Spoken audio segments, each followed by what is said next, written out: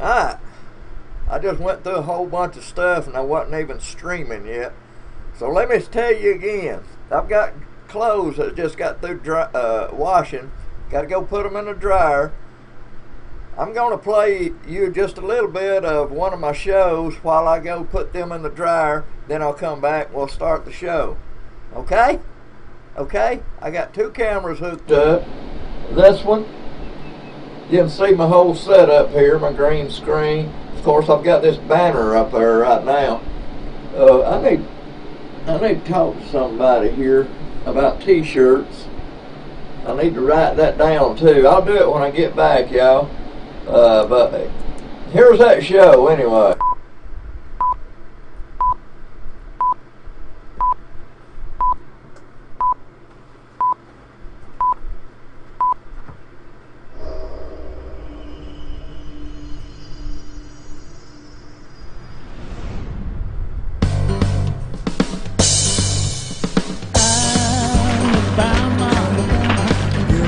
AlabamaMusicSceneTV. Come on in this happy place. We're one big family. We got jokes and fun and sing-alongs, something for you to see. It's AlabamaMusicSceneTV. Yeah. Yes, it is. Do it, Pharaoh. Alabama.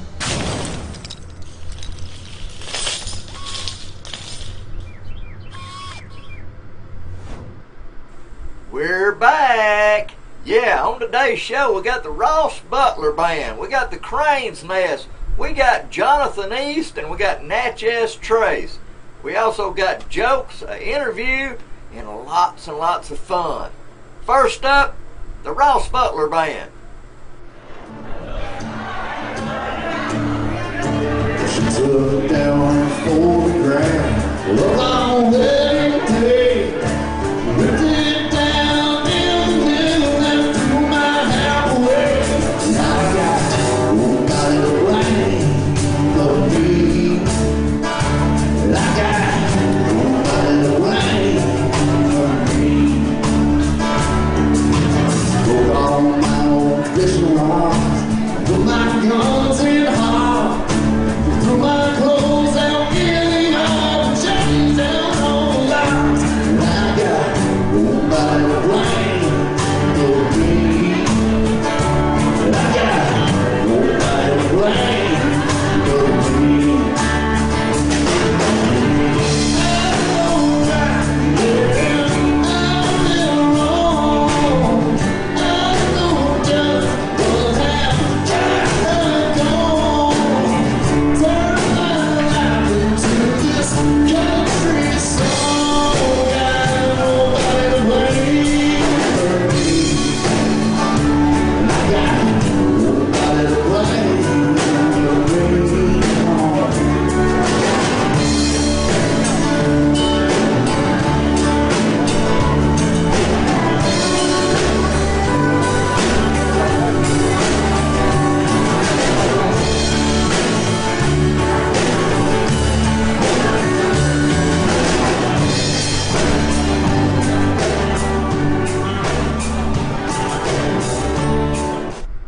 All right, that was the Ross Butler Band. His daddy just had knee surgery, and he's having a rough time. You know, knee surgeries are rough, but he's doing good, old John.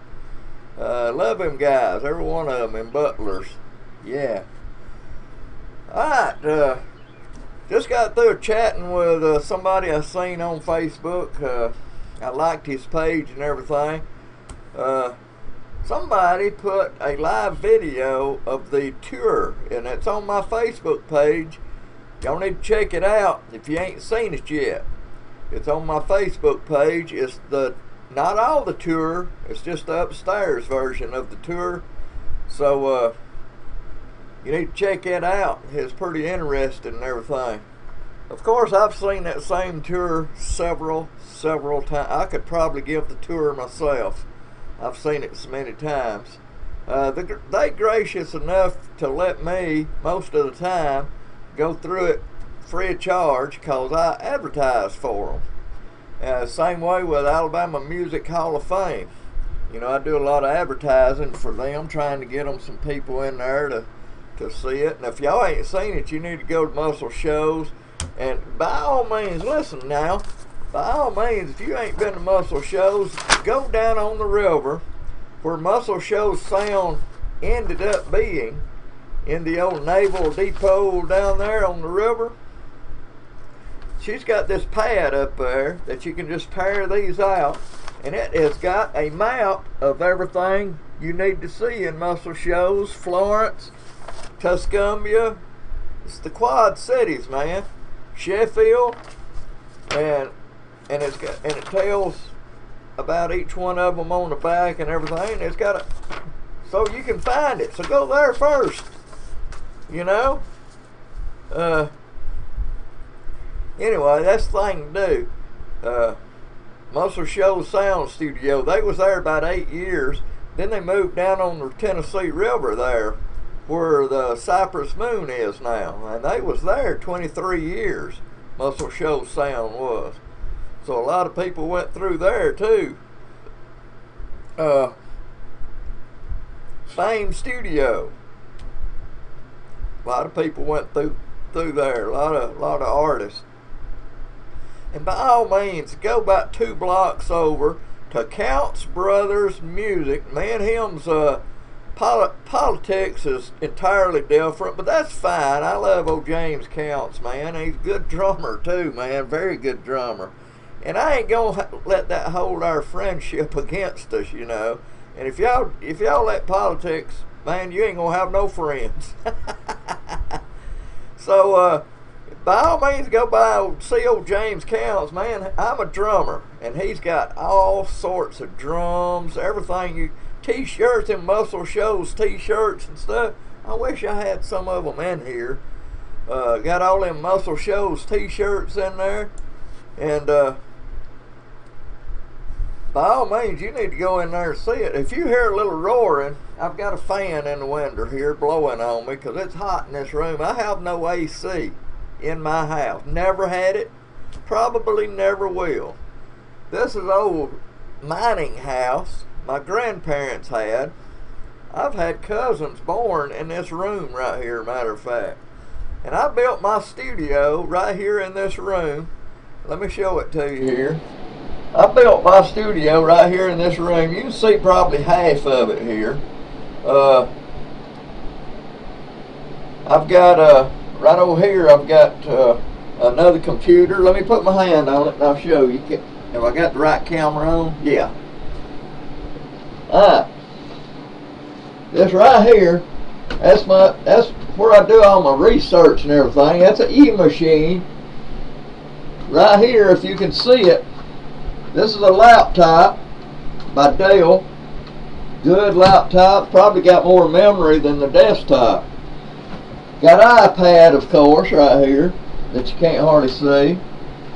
Of course, I bought this one a couple of years ago, and it's where I do all my stuff with now, right here in front of me. So, plus, my son's got a desktop in the other room, and an Apple. He's got a, what's that called? It ain't called, I don't know what it's called. But anyway, we got the computers here, man. We have got the computers. So let me cut back here. There you go.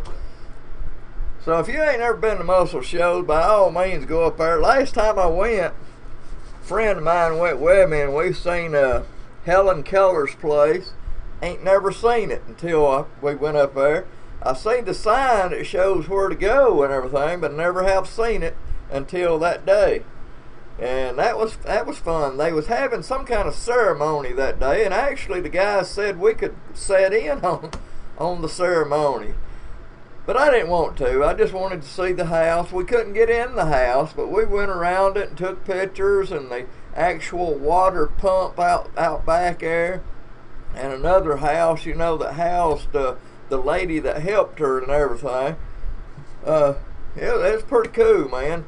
The Quad Cities up there, Florence, Sheffield, Muscle Shoals, Tuscumbia. Y'all need to go up there and get you one of these maps there at Cypress Moon. And take the tour in Cypress Moon too. I took the tour there. I took the tour Fame. I've been in the Alabama Music Hall of Fame so many times. Whew. Y'all need to go. If you ain't ever been though, you need to go and take my advice. I say this 100 times and I mean it. Whew. Red Solo Cup. Take my advice when you go in the Alabama Music Hall of Fame in Tuscumbia, Alabama, and it ain't hard to find. If you come up 72 or 157 and you come into Muscle Shoals there, that red light where you turn to go in, just keep going straight. A couple miles out there is the Alabama Music Hall of Fame. It ain't far. And take my advice. When you go in there, take your time, look at everything, read everything, or you ain't gonna get the whole experience. If you just walk through there and look, there's so much stuff in there. Take your time. If they've got little plates on the bottom of something, read that plate. They have screens up above. Sit down and watch the thing. Take your time. Make it an all-day event in there.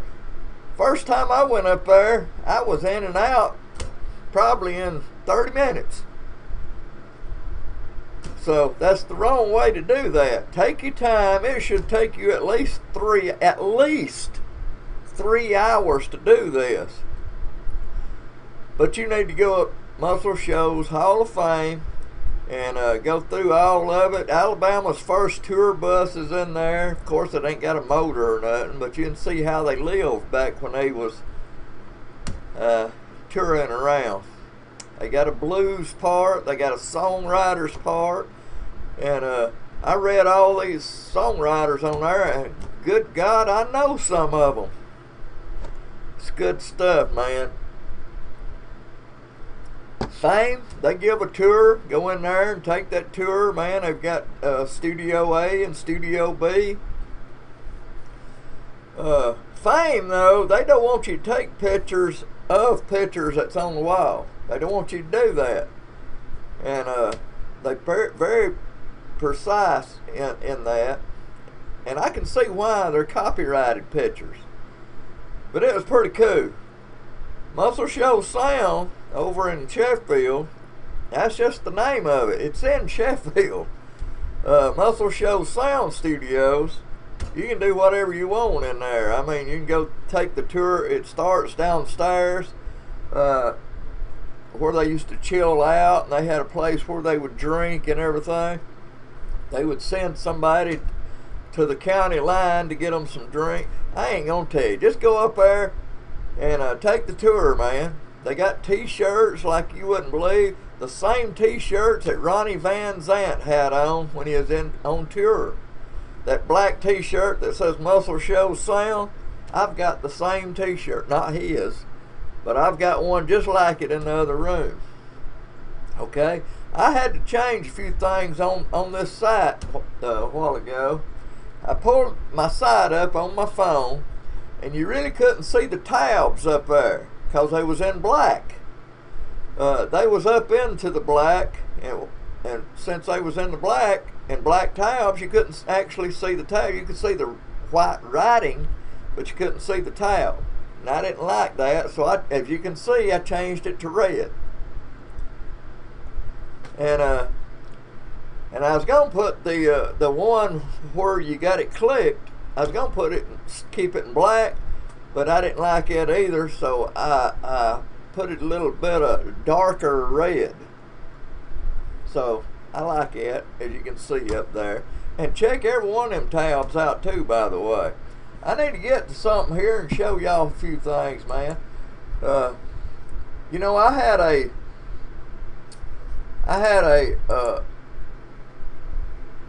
interview with Jimmy Johnson, and let me play that for you.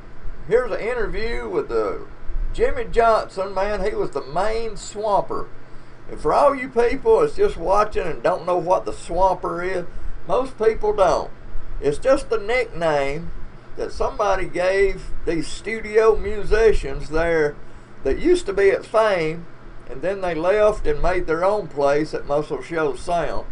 But somebody gave them this nickname. It's just a nickname. The ones in Los Angeles, they got a nickname. They're called the Wrecking Crew. Of course, up in Motown in Detroit, they're called the Funk Brothers. So all of them's got these nicknames, man. I think the ones at Stax Records had a nickname. I forget what it was, but Swampers was the studio musicians. Roger Hawkins, David Hood, who was that other one? I forget who that other one was, and Jimmy Johnson. Jimmy Johnson was also the producer, the engineer, and everything. He wore a lot of hats. And here's an interview, and this is actually the first time I went in the Muscle Shoals Sound. I've been on the outside and took pictures, but this was the first time I interviewed Jimmy Johnson, and it was in the control room before they started renovations. This was about a month before they started the renovations, which they're through with that now. So this was about 2.5 years ago, maybe even 3. It's about 3 years ago. So here he is, Jimmy Johnson, man. Let me stretch him there. He needs stretching. There we go. All right, here's Jimmy Johnson. Woo, interview. I'm here with Jimmy Johnson and the famed Jackson Highway 3614. You've been in here a lot, hadn't you, Jimmy? Spent 9 years here. 9 years. From starting in '69. A lot of music come out of here. More than I want to think about. Now, I read your bio, and it called you an engineer, a producer, and several other names. Well, you know, in our business, if you want to stick around for a while, you got to wear a lot of hats. And it's also the only way you can really make a living, because when one part of your career is kind of down, the other takes up for it, you know. Yeah. What was the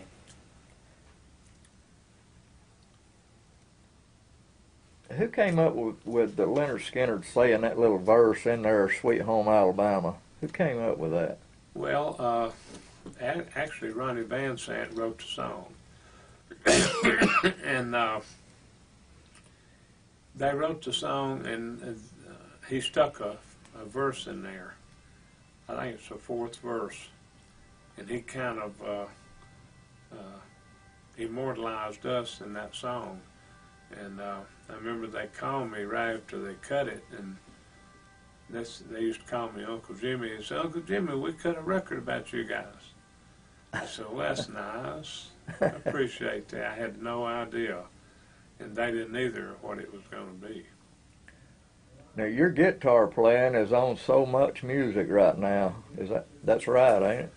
Well, it's we did about, you know, a long time. We did about 50 albums a year, and we did that for about 38 years, and then 2 longer than that even. But that was real regular for that you know, that period. Yeah, when y'all left Fame over there, and Jerry Wexler called you, you didn't have no problem going, did you? Well, actually, we called him. Oh, did you? Yeah, Wexler, as opposite of what the movie had said, we just told him we were leaving and had bought our own studio, which we did, and nobody paid for it. He did not pay for it. Right. And all we wanted from him was the business that was going to be left that we had created at the other studio. And he was going to shut the door and have an exclusive thing with Capitol Records. Well, that'd be crazy for us not to try to keep the business we built up. And so when we opened the studio, we were booked for a year. This studio. Every day for a year. What kind of guy was Wilson Pickett to work with? He was fine. He was a little kind of on the edge. He grew up in Prattville, Alabama. And I imagine growing up in Prattville, kind of doing a lot of farm type work, a guy as talented as he was, he was on the edge. And I'm sure he never was treated right until he moved up to New Jersey, and which is just over the river there from New York City. And he spent the rest of his life there. And he is probably one of the most talented guys we ever worked with. And he did everything. He could write. One of the greatest singers I've ever worked with. And I remember when Jerry brought him to Fame. We were at Fame when we did those early Pickett records. And he came in, and I think he wasn't sure that he was in the right place because he saw some cotton fields around there, and he wasn't really tore up about going picking any cotton, you know. And so, but by the time we worked with him the first day, I think he made a statement. He said he knew it within the first day or two of working with us that he had a home, and he did. They gonna start renovations on here right after Labor Day. Who's gonna be doing the engineering and producing? It's here? gonna be just probably anybody. They can bring their own engineer. We'll have to provide. When I say we, I'm not really involved here anymore. Okay. I mean, you know, when you get 72 years old, you're not too involved anymore. But we will always, you know, be for trying to help this place as much as we can, David and I. And we're the only two of the swampers that are still working so far. And who knows, tomorrow I might not be. But we're going to try to keep on going a few more years.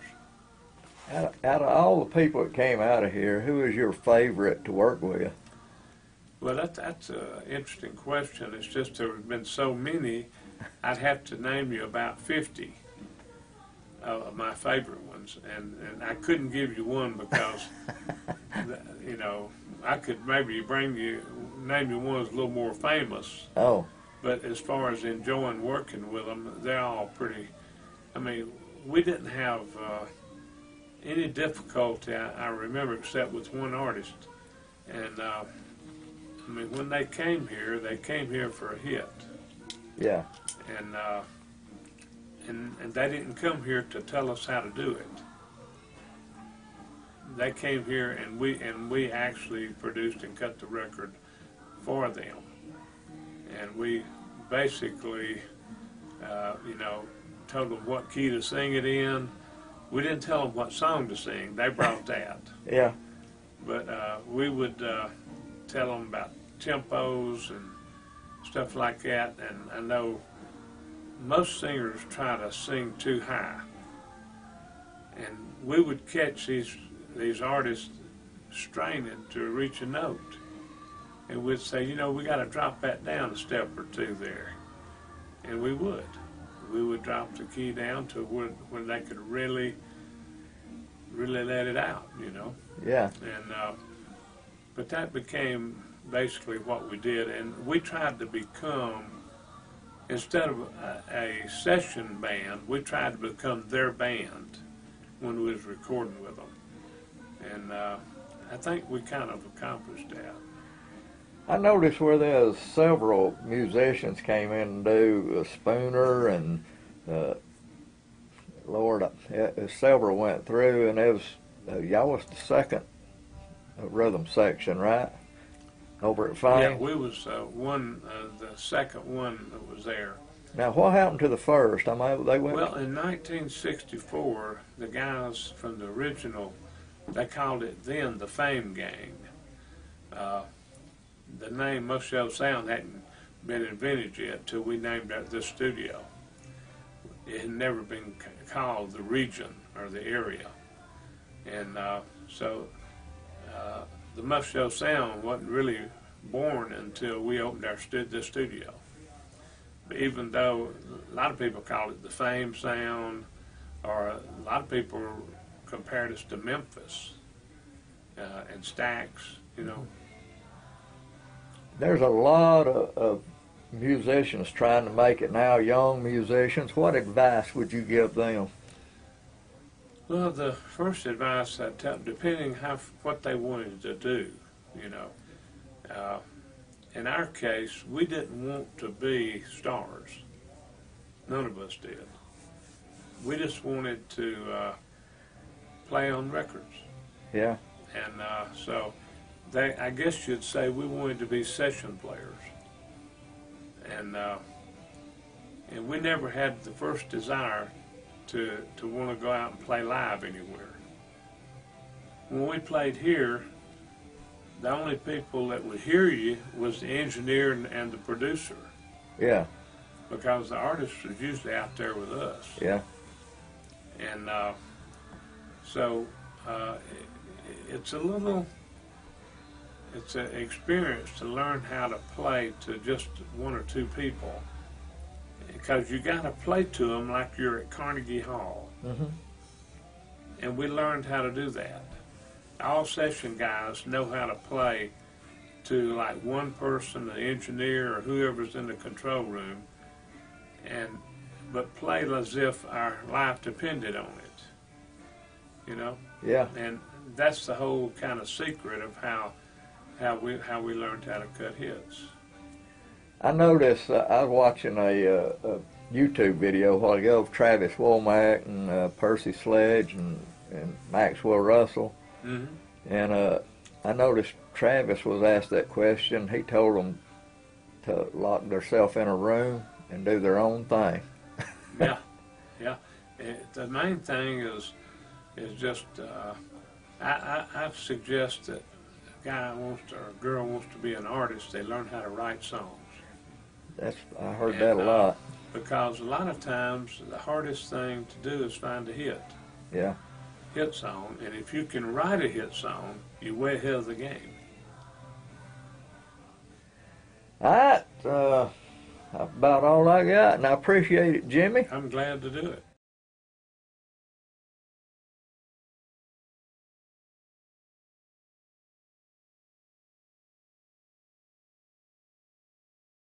There we go. I was pressing the wrong thing. Oh, let me turn this back down. All right. That was an interview I did with Jimmy Johnson, and that wasn't the end of it, actually. He kept talking even after the interview. I put my camera up, and we went out into the studio. The studio there. And he talked and talked and talked, and my buddy that went with me that day, Mr. Steve, my best friend, on the way home I looked at Steve and I said, you know what? The best interview was after I cut my camera off. Because he kept talking about different things and all, and I said, man, that was the interview right there. Of course, that interview was good too. But man, I wish I'd have kept my camera on. I should have given my camera to Steve and let him keep the camera on. And didn't do it though. But it was all good, man. Jimmy Johnson,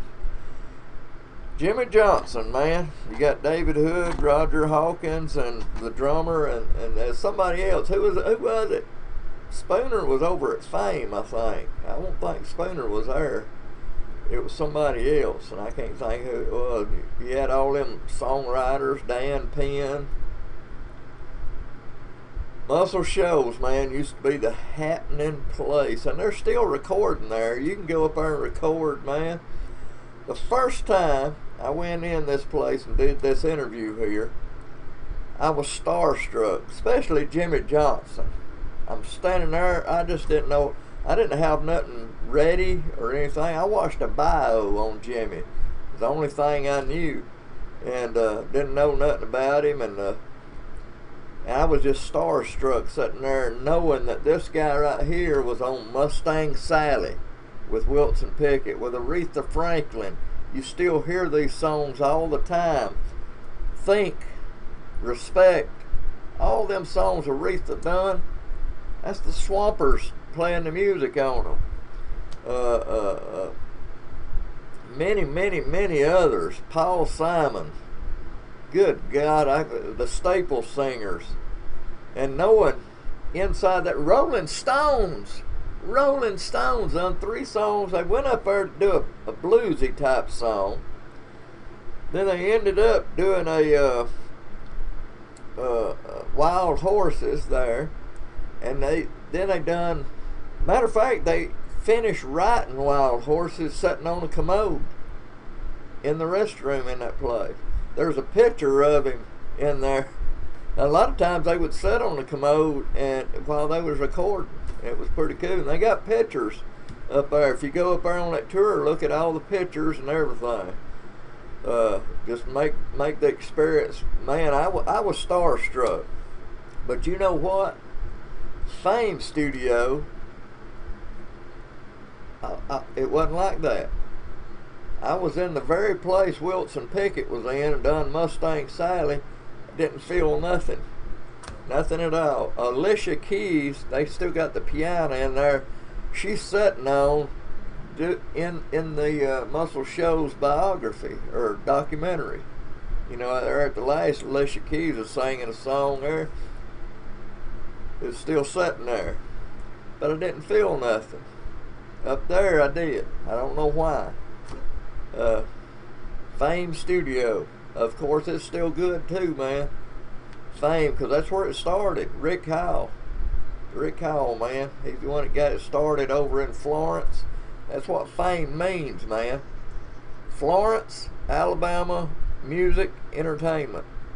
I think that's what it was. Fame Studio. And he moved from like up above a drugstore, then he moved over by the dam or something, and then they moved where they're at now. And one day I was at Muscle Shoals, and I was wondering, I come up to a red light, and I was sitting there, and I was thinking to myself, if I knew where that Fame was, I'd go see it. And while I was sitting at that red light, I look over to my left, there it was. I had my camera. I always carry my camera with me. And I picked my camera up out of the seat and went and shot a picture of it. As the first time I ever seen it. I didn't stop though. I just kept going. But I got a picture of Fame and I knew where it was after that. And of course, Muscle Shoals sound ain't hard to find. You just go on through Muscle Shoals. It comes to that T where you turn right and go across the bridge into Florence. Well, you turn left. That's Jackson Highway, man. Turn left. Matter of fact, sitting at that light, you can see it up there. So turn left and go up there about a half a mile, and there it is. And don't expect something really, really big, because it's just an old building, man. And I've got several pictures I want to show you here, and I'm going to pull them up for you of when I went up there. And before I even went in, I took a lot of pictures.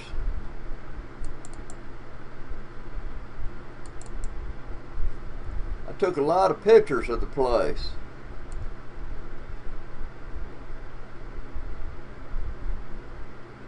I love doing what I'm doing because, one thing, you get to meet a lot of people, man. Just like Jimmy Johnson there. And Bob Ray. You know, Bob Ray come in after the Swampers was there. He was the third bunch that went in there. They had a nickname too, matter of fact. That was pretty cool.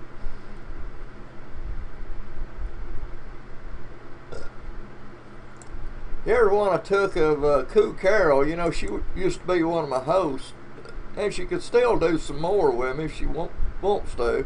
She just lives a long way off, and she's very busy. She works too. But here's a picture I took in front of the building of her.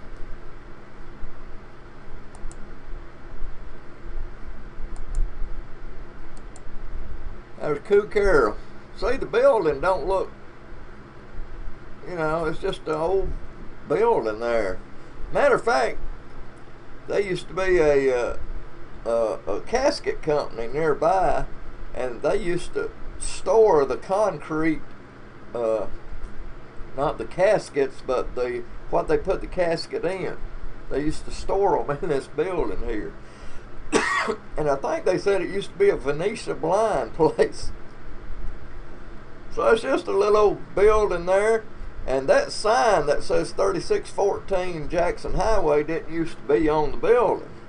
When Cher, I think Cher was the first one to record there, and she wanted this building to be on the album. And when she got it, the graphics people didn't like it because it was just so dull, till they went ahead and put that on the album. It wasn't on the building, but they put it on the album. And Muscle Shoals liked it the way it looked so good till they put it on the building just like that. So if you see that Cher album, it'll have that right there on it. And that's her graphic department put that on there. But that's Koo Carroll, and that porch around there in the back, when Rolling Stones, it's a little info here, Rolling Stones did a Brown Sugar. They went out on the porch to listen to the playback, and they was on that porch right there in the back. And around on the other side of that is downstairs where they used to do their drinking and whatever, you know. So that was pretty cool. Their drinking and their whatever, you know, was downstairs, you know, where they wouldn't get caught. And I kind of think this was right on the highway. Right here. It was right on the highway. I'm looking right beside me here. This is a program I've got, by the way. It's a switcher program. And right beside me, right over here, I can point to here. And that's my camera, and I point over here. And I'm looking at Koo Carroll there. But this building, you know, it ain't very big. I don't think it's like 25 foot wide. I mean, it wasn't very big. But, you know, it's very small. And I kind of think, now I may be wrong, this is my own thinking. You know, after a lot of the locals there seen that people like Leonard Skinner and Paul Simon and all these people was coming in here, Rolling Stones was already big. You know, I think they was hanging out, you know, and kind of messing with them.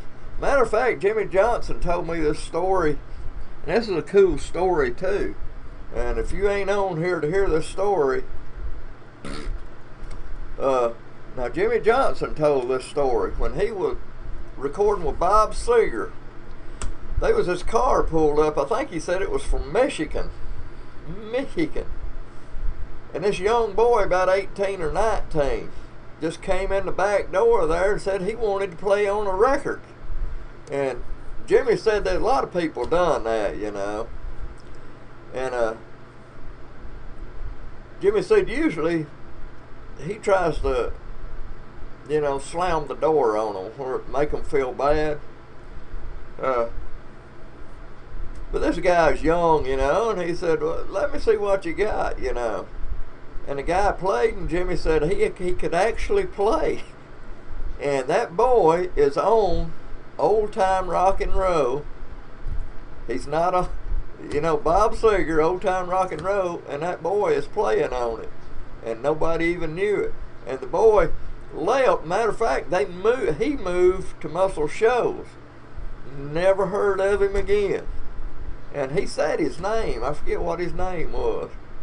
But I thought that was pretty cool. The boy was on Old Time Rock and Roll. And yes, Old Time Rock and Roll was recorded right there, along with many others. Main Street. Matter of fact, the piano that Powell, Bob Seger, Leon Russell is in the building right now. It wasn't there when I interviewed Jimmy, but a lady donated it back to him that had the piano, and she donated it back to him since they renovated the place and was doing tours. So she donated it back to him, and that piano is back there now. If you want to see it, just go take the tour. And right in the front there, they got all kind of T-shirts, man, hats. I thought I had one on, but I don't. I've got one that says Muscle Shows. It's a summer hat. I've got one that's got that Muscle Shows, just like the T-shirt, on a hat. Seems like I got another one in there. I've got one that I can't think, man. Anyway, let me show you another little thing of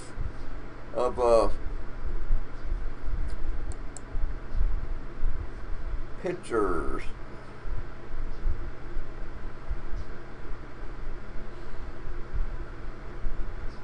I don't know what this is. I gotta look at this and see what it is.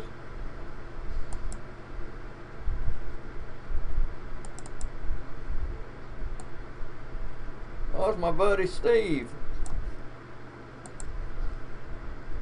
No, that's me. Alright, let's see what it says.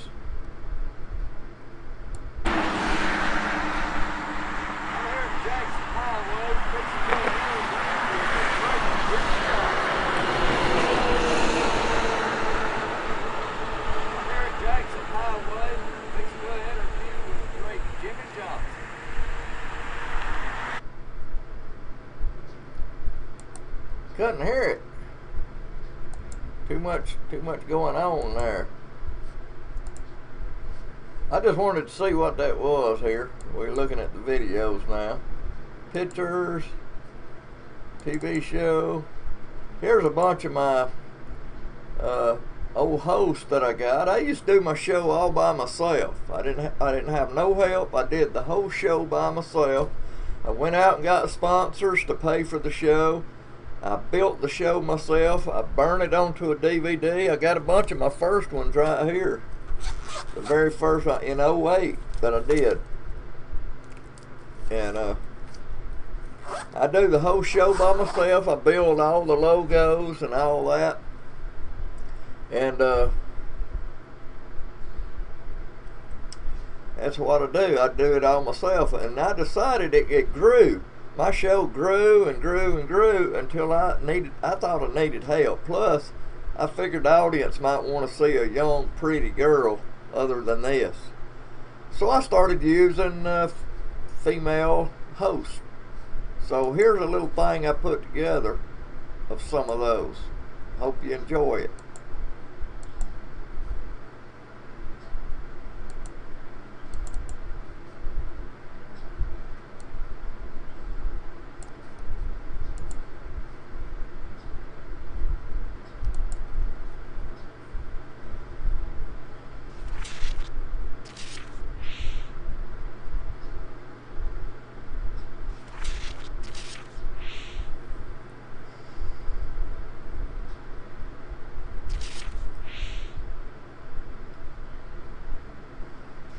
Coo Carol.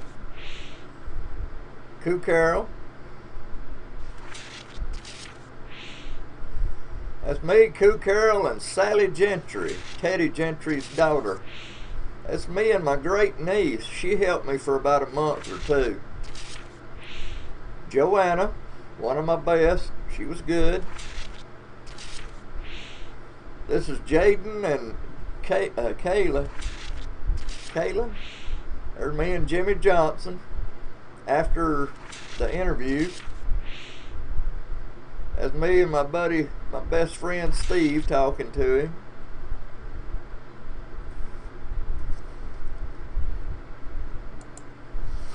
But that was some of my some of my hosts, you know, I've used, and I've used some more for a little time, you know. Some, man, they get so excited. Yeah, man, that sounds like fun. And then they get in this room right here and see it. It's a lot of work involved in it. Matter of fact, you know, when you watch a show, everything is pretty much perfect. The way we say things, we say it just right and everything.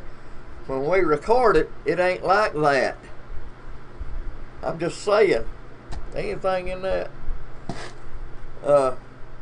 When we sit down here and we turn all these lights on, I've got 1, 2, 3, 4, 5, 6 lights here in front of me. They ain't all on. I've got one on right now. When I'm using a green screen, I turn them all on. But I'm just, you know, you can see the green behind me, so I ain't using it. And it's a lot better. I like it this way. Anyway, you know, they find out it's a lot harder than they think it is. So while we're building the show, if the bloopers don't go exactly right, I save them, and about once a month, I'm gonna add a bunch of them on here. There's one. We're gonna get another one. I'm gonna add a bunch of them on here where you can see them. There's another one. Oh, I gotta stretch that one. Alright, let me go get another one. I think there's another one on here.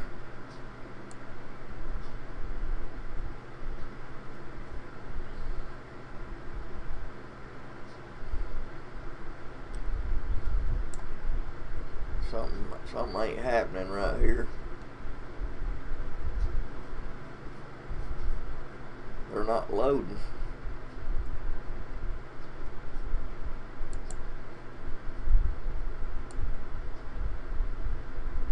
There we go.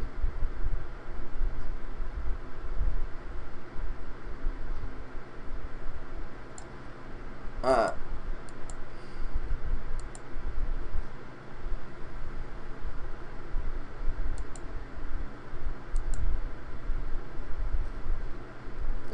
One more, and then I'm going to start it, okay?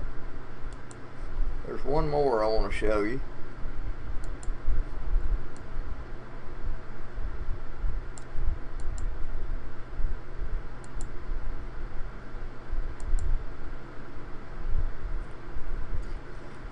Alright. Right here is when Koo Carroll first came on board. Me and her met halfway up there in Twin. It's just outside of what is that, Guin? And it's kind of between Guin and Brilliant. We met up there, and she tried it for the first time. And here's some of those bloopers, y'all. Or is this a video? Yeah. So here we go. What we got coming up next?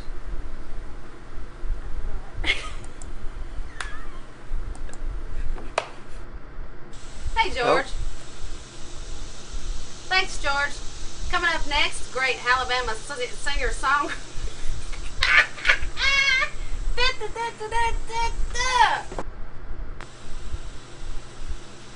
Thanks, George. Coming up next, some great Alabama talent. Delta blues and songwriter, singer, Maxwell Russell. Quit laughing. Stay right here. You don't want to miss our own very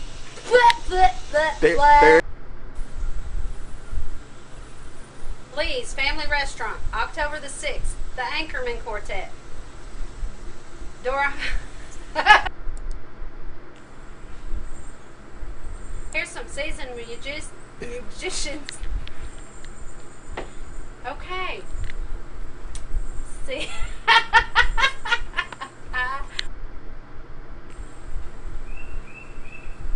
Here's some seasoned can't say it.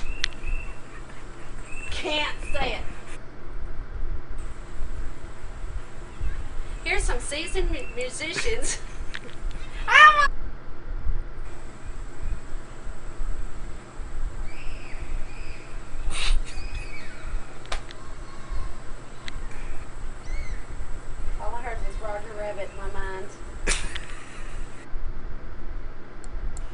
Hey, we got Wolf Creek. Got Wolf Creek. I heard them up at the midnight special. One of my sponsors, y'all. They sounded better than I've ever heard them sing. Sing, sound. Right here in the state of Alabama. Just go up there at Muscle Shows at one of them songwriters. Thingamajigs. Yeah, scared the crap out of he.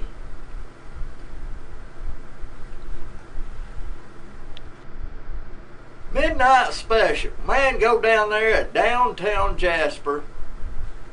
Sounded weird.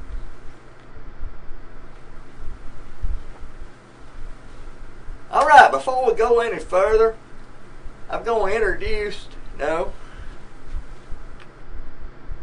host. Got two of them here. Yeah. Hope y'all enjoy them. You've seen a video of this girl.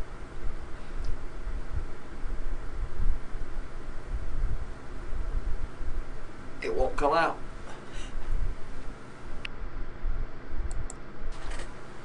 I'm here with Sonya, y'all. What do y'all think about her so far? She good, ain't she? Oh, I stuck my tongue out. Did you? Yes. Let's take it out. I did. It was bad.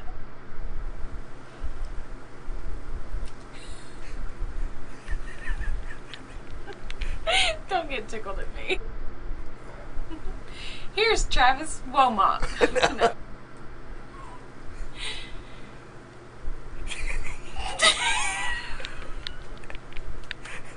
See? Okay, wait.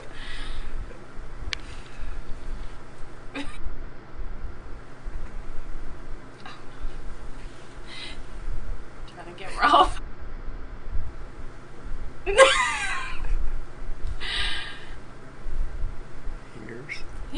Our very own Here's our very own George Travis. Kayla, Madison, I know where you live.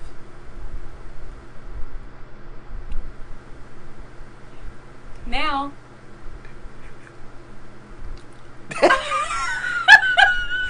Now what? TK in the right pieces.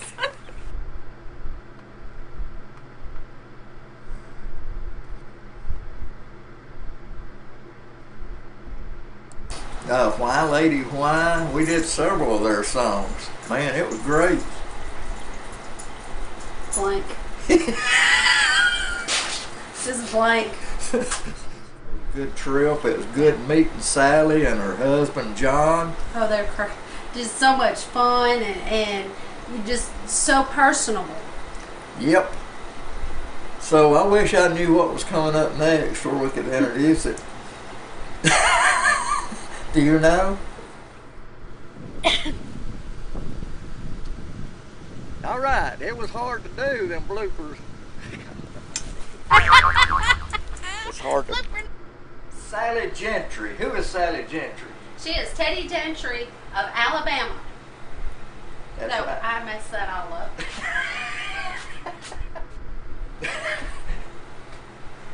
Man, it's gonna be a good show. God. And I'm doing good today. See what kind of dance this girl.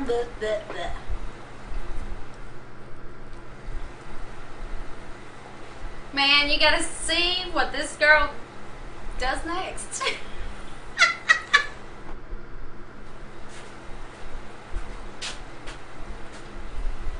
George, I was watching a movie the other day, and it was given the trailer, and it says this movie is coming out. What's the name of it? I don't know, I couldn't remember, but they said it was coming out. Oh Lord, man. As you can see, it don't always go perfect. Let me turn this down. There you go.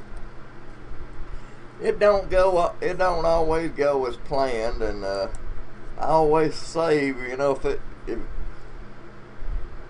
if it's funny worthy, I save it, and about once a month on my shows, I do, at the end of the show, I do a blooper segment just like those that you just seen. There was about 4 of them. It wasn't all together. There's 4 of them.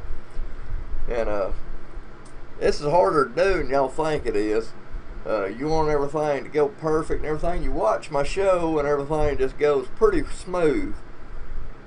Taping right here in this room with these lights on you and everything, and you got me standing in front of you over there. See, they got to be 3 seconds in front and 3 seconds in back.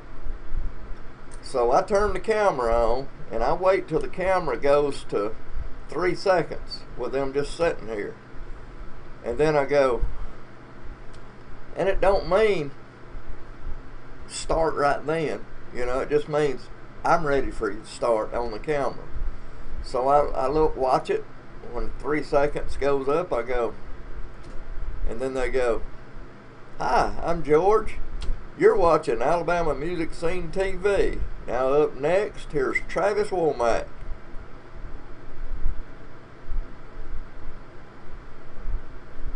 You see, that's how we build the show. And I have to. Let me show you this right here. I've started a new. There you go. I've started a new script here. I'm waiting to see if this new girl is gonna help me. I told her to call me and she ain't called me yet. So, are you sure you're gonna do it? Yeah, I'll help you. I'll help you. I ain't heard from her yet. Here's what the script will look like when I get through. I write down everything, and I don't write it down word for word. I just write down what has got to be said, and then say it in my own words, but the right way, you know. And I'm listening to it. They're saying it, and I'm listening to it too. Even your eyes. I've had somebody announce something, and just right when I get through, matter of fact, they don't even get finished good, and they start going off camera, you know, and we don't want that. I've had them to roll their eyes. Now here's Travis Womack, and that's noticeable. Believe it or not, that's noticeable, and we don't want that. And I try to catch it. I don't always do catch it, but I try to catch it.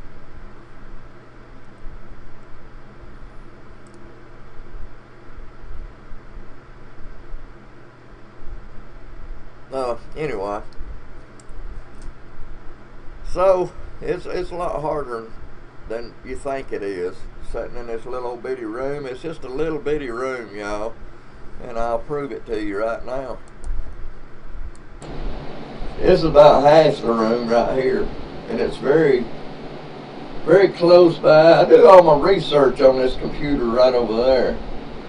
If I gotta find pictures or matter of fact, I do the credits on that one. That computer over there's got Power Director editor on it, and I do the credits on it because it's simple and easy, and it's the way I want it to be. And this computer here, this one right here, it's got Sony Studio, which is totally different than anything else. And I've got Pinnacle, which is used to be Avid. Pinnacle bought Avid out, and it's just like Avid. So, and I used to use Avid to build the show, so I know it pretty well. And it's got some cool transitions and stuff like that on it. Cool made titles. It's got 3D titles. It's got a lot of stuff on it. Matter of fact, my last show, the one it's on right now, click it if you want to. Up above it says TV show. It was made with Pinnacle. And I've got several streaming things on here. This was the one I bought right here. This one here I bought. Oh, I know why that was sounding that way. The microphone on that was on. Yeah. Okay. That microphone up there is on. That's why it sounded weird. Because now it don't sound that way. Okay. I was wondering why I sounded all crazy. But anyway, this one here is called vMix. vMix. It's a switcher program. I can load stuff into this and play it without even being home. I could play stuff on my website right here. I keep forgetting I'm on my website. But I could let it run all day long showing you stuff. I could just load it in there and it would come on right back to back, you know. It wouldn't be, you'd think it would be live, but it ain't live. Right now it's live. I'm live. It's about 17 minutes after 4. Matter of fact, I'm going to put a little thing on here to show you the time. Just hold on right there just a minute. Flossie. There it is. Headline. I'm going to put my name.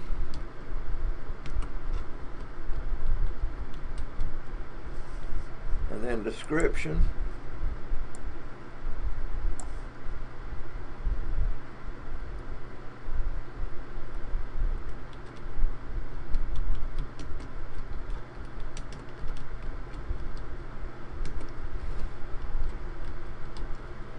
How's that? Alright, let me stretch it out and bring it down.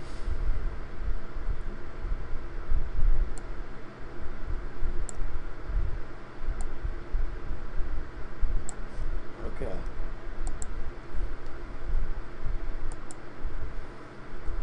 There it is, 4:19 now.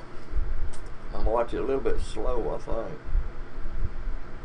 Looks like it might be a little bit slow. Or this one may be a little bit fast.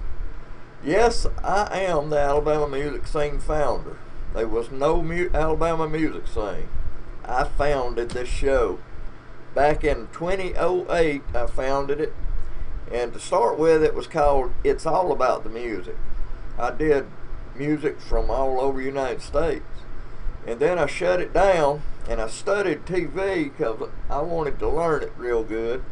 Made my studio here and I renamed it and made a website. All this, well, you're on the website, but I once had a website on YouTube. It was just a YouTube site. And if you go to archive, it carries you to where that site used to be, and the way you got to it was ams-tv.com. And then I started adding radio stations where I would make the station myself and play songwriter stuff on there. And I thought that was pretty cool. It wasn't live, you know, I would tape it, but I found out I didn't have enough time to do that. That's why I need a lot of help with this, man. If y'all know anybody that wants to help with it, that'd be fine with me. Had this shirt made and I was really mad about it. I went over to this place in Summerton, Alabama. I ain't gonna tell you who made it. I'm over that now. At the time I wasn't. But anyway, I told him how I wanted it, and I've got the logo, and let me show you the logo here. Matter of fact, this will be the logo that I actually sent to him. TV show. Yep.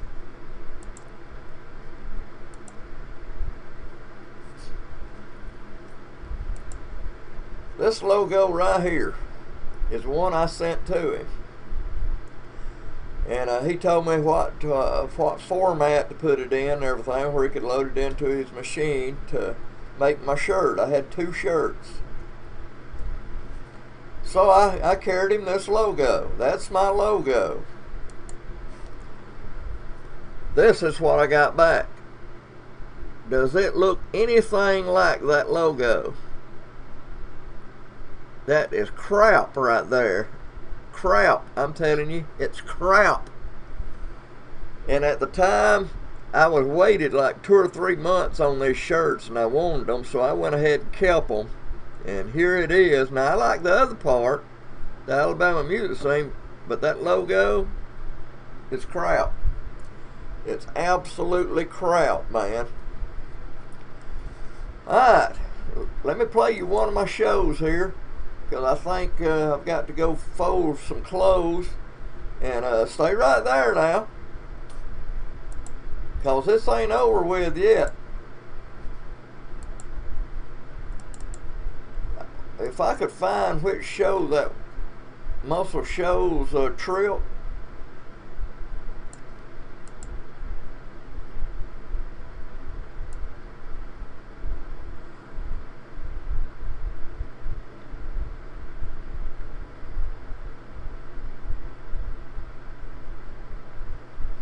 September 26th. This may be it.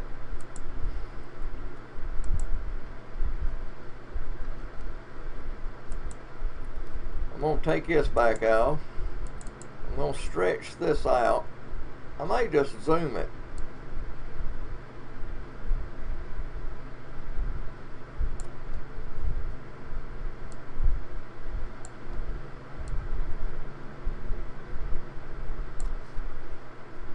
Alright, here it comes, y'all.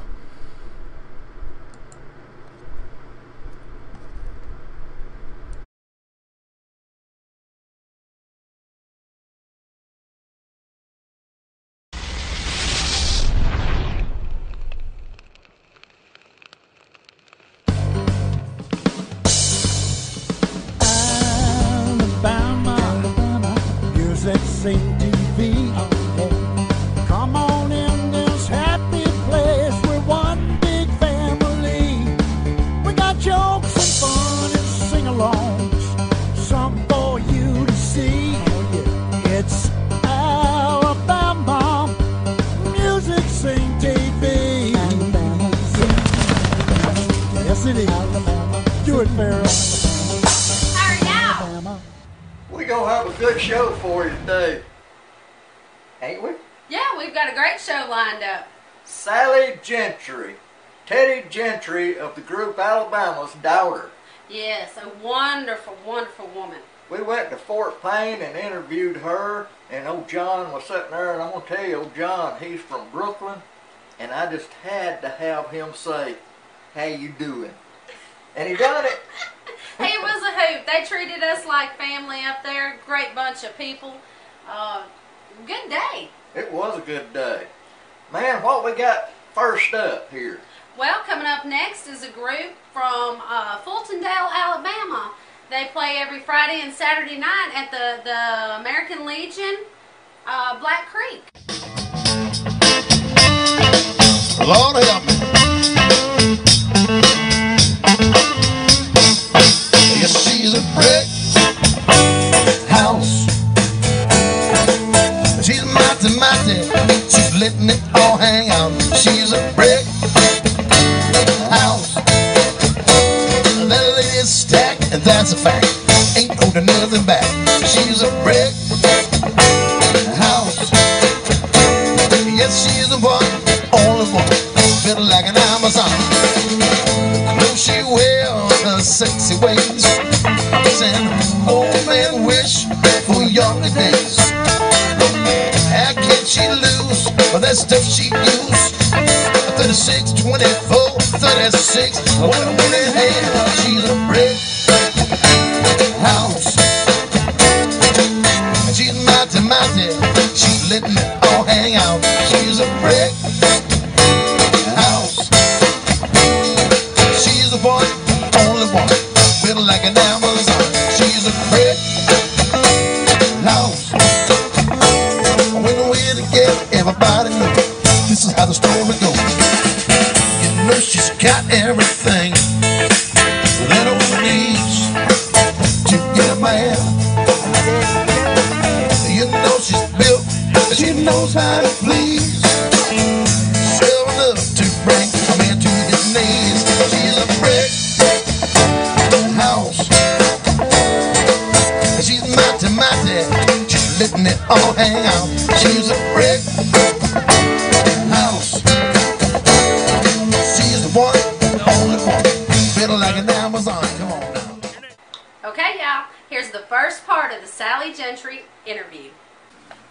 welcome to Alabama Music Scene. Today with me is Sally Gentry. Hi. How are you, Sally? I'm doing great. How are you? What's new going on with you? Well, right now, besides just the writing that I normally do, we're working on an auction to give away to the Givers Fund here in Fort Payne. So it's been kind of a mission right now. We're doing that, course writing. I'm always writing. But yeah, I mean, the song we did for the ad, it went #4, and I don't know why I've never heard nothing. But it's an honor, and I love it. And like my daddy always told me, you don't pick to be a writer, writing picks you. So Right. yeah. So what are you working on that's coming out? You said it was #4. Yeah. What are you working on next? Well, now I'm fixing my dad. The company, the label that I'm with, is with my dad because I knew that I wouldn't get, screwed because I have been a lot, and people take advantage of me because I've done this all on my own. I didn't want anybody to say because of her daddy.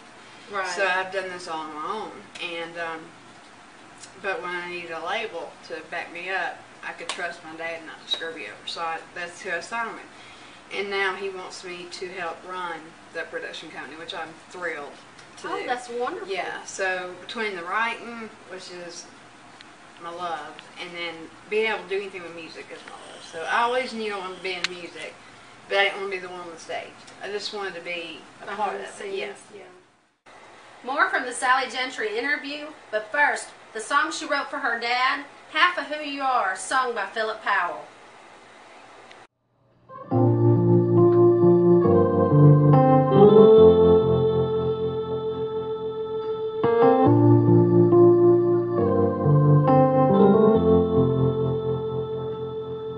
Dad, I wanted to make sure you know exactly how I feel, and what a soul deep inspiration you are to me still. Things worth having don't come easy, and don't give less than your best. And you'd say work hard and play harder, but Sunday is the day of rest.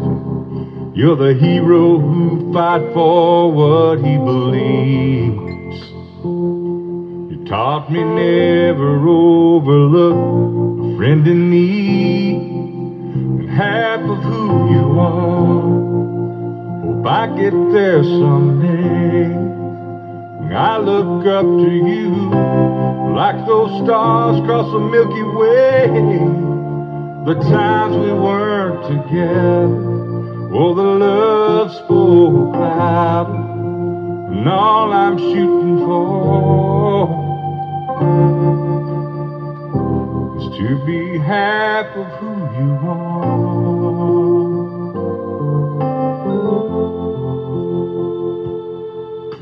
The heart of you was here with me. Don't think I didn't know. I'd fall asleep most every night with your songs on my radio, like a beacon in the darkness. Your smile always shines through. Hope I've made you proud of me. I hope you know I'm proud of you. The times we spend, I treasure every minute. The award for greatest dad, hands down you'd win it, and half of who you are.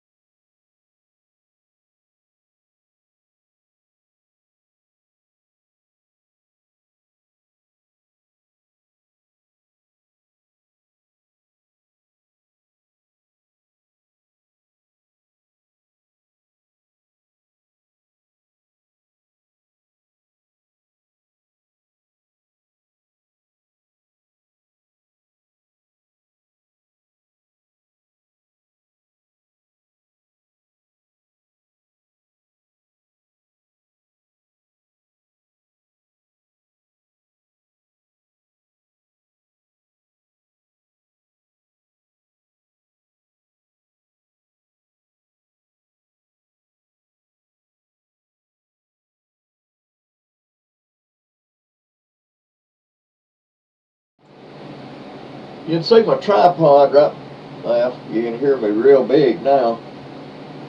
Right on the other side there. Let me cut that off.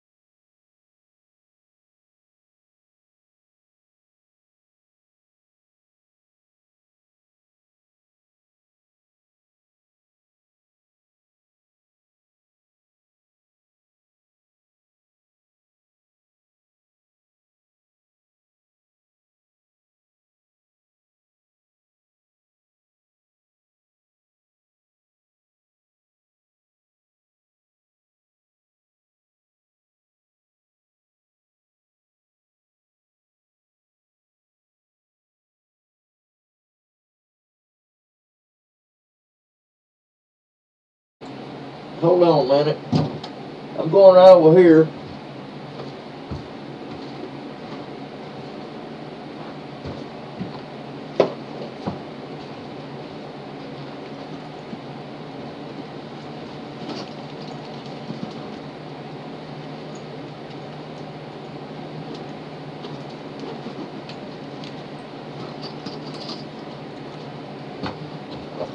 Alright, I'm coming back.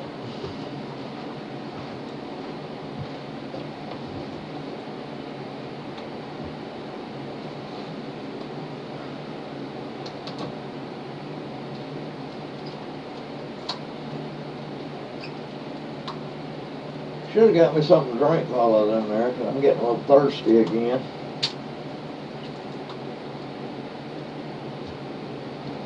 Okay.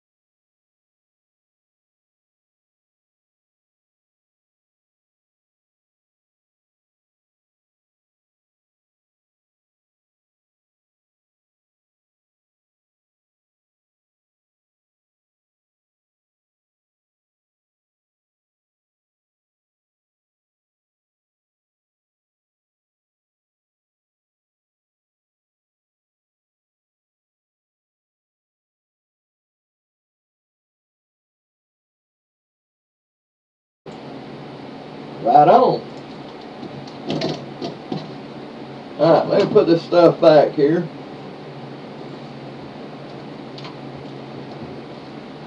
Alright, this goes here. You gotta plug this back up or it'll stay charged. You know where it is. There it is.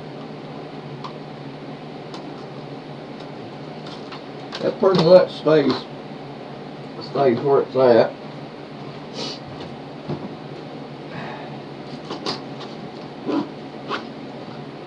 Alright.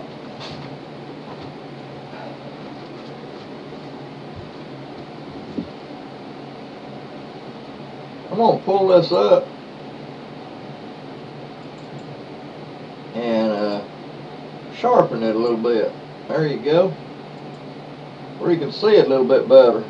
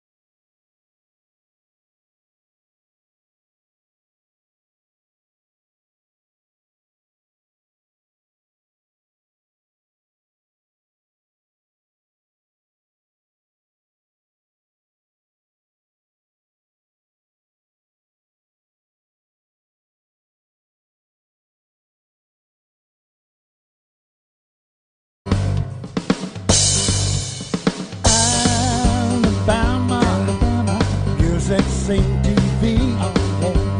Come on in this happy place. We're one big family.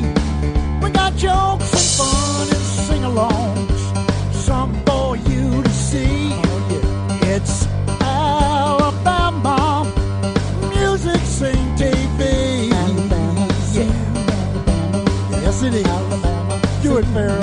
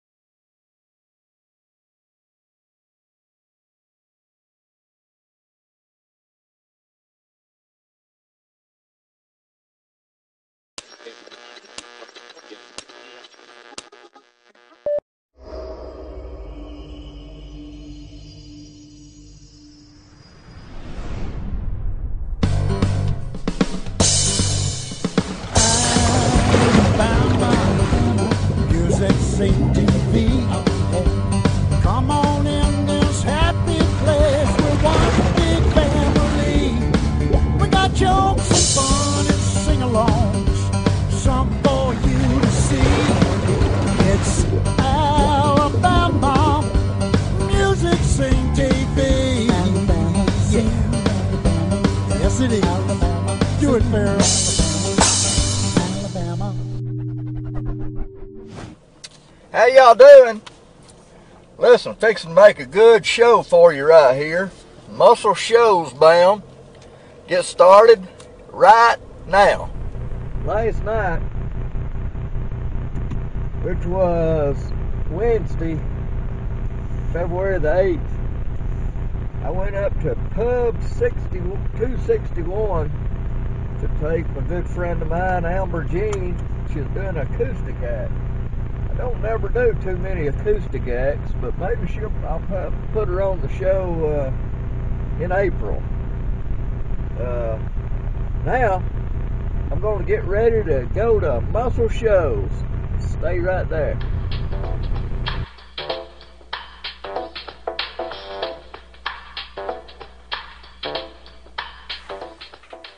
Hello! I'm getting ready to get everything ready to head out to Muscle Shows. I just got through getting the script wrote out. I'll show it to you right here. I've got everything kind of wide where I can, if I need to make any changes, I can. So now I need to get everything else ready. My cameras, my tripods. I'm even going to carry my chargers just in case I need to charge up the batteries again. I'm going to clean the car out before I go.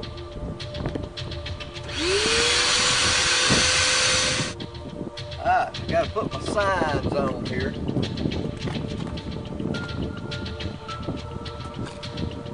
Perfect.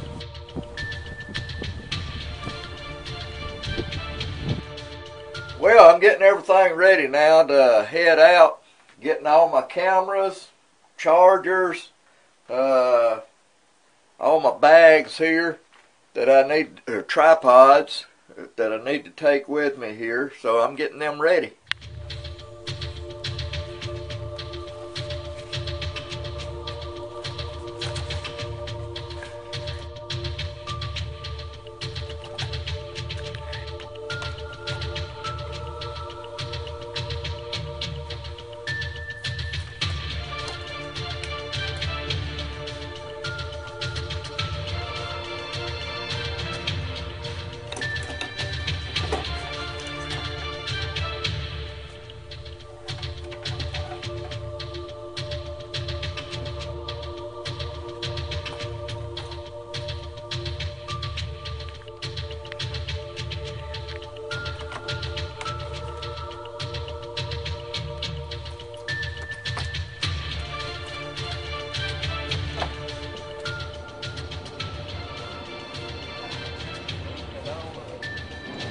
Hello.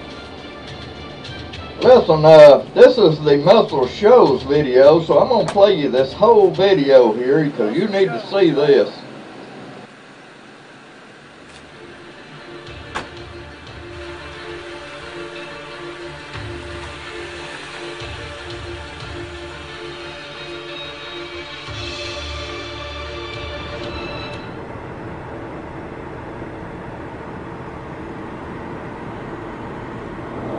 Man, I'm really excited today. On my way to pick up my helper up here at Logan's at Fultondale, and then we're going to be on our way. First stop is probably going to be Alabama Music Hall of Fame. Right there, we're going to do a little piece on Bob Ray display. Gonna leave there and go down to Jackson Highway 3614 to the Muscle Shows Sound. Then we're gonna go over and see Flobama and my good friend Teresa at Teresa and Associates. Come back by James Count's place. See Fame Studio. I'd like to get me a Fame t-shirt. I ain't never had a Fame t-shirt. And then we're going to go on down to see my good friend Travis Womack at Wayne's Catfish Haven there in Russellville, Alabama.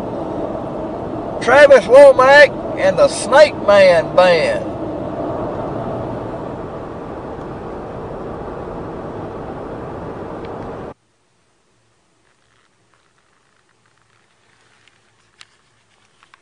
While I'm waiting on my helper, I'm going to play you a song here by my good friend Maxwell Russell. He's also from Muscle Shoals area. Here's Maxwell.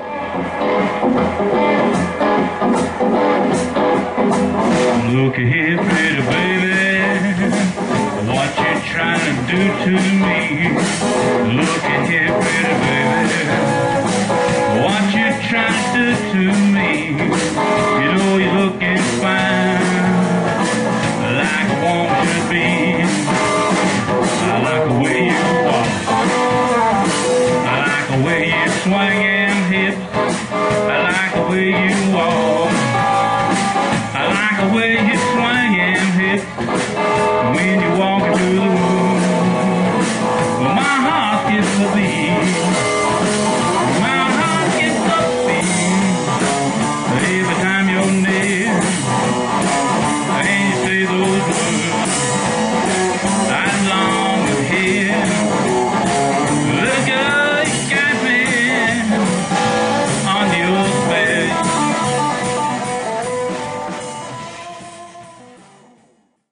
I was there about 5 minutes, and there she came, my helper.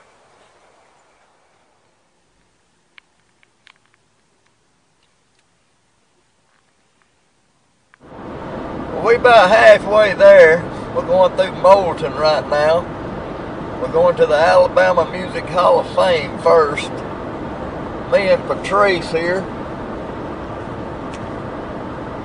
So, we'll catch y'all at the Alabama Music Hall of Fame. Lee's Family Restaurant and Dinner Theater. The best country cooking around. Great dinner theater shows. Karaoke 6 to 9 on Tuesday. Call 648-4461.